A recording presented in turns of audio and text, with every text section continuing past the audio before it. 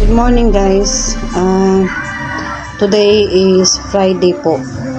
Meron lang po akong i-share sa inyo, no. Ngayong umaga po is pagising ko. Nagwalis ako sa labas, no. Tapos merong huminto sa harapan ng gate. Yan, nahiminto sa harapan ng gate ng motor. Tapos malaking tao siya, medyo chubby.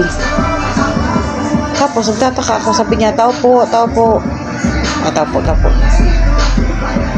Nagtagalog mo dahil ko dali. Saya unang naka. Pagmata na ko, na ay tao na ni ayo sa gate.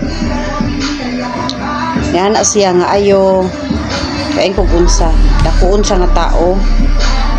Magugko kaklaro sa naong. Pero naklaro siya sa akong anak.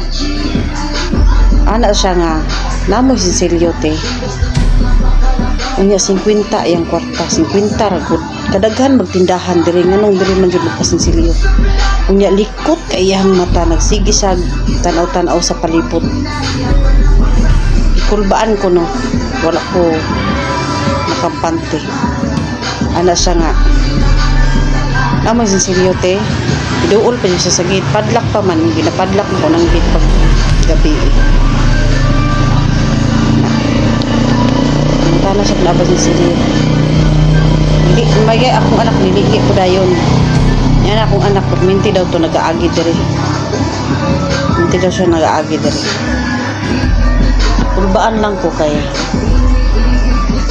marang kaiba iyahang mga gilihok.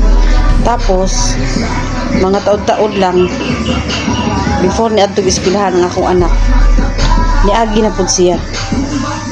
Hinay kay ang padagan sa iyang motor nagsigigtan outer. Sa panahon na ba karon daghan kaig mga adik. Pagtripan ta ko atay bana dere. Imo lang to, no. Share lang na ako sa inyo. Nasundan siya sa akong anak. Ipakuha na ko ang plate number.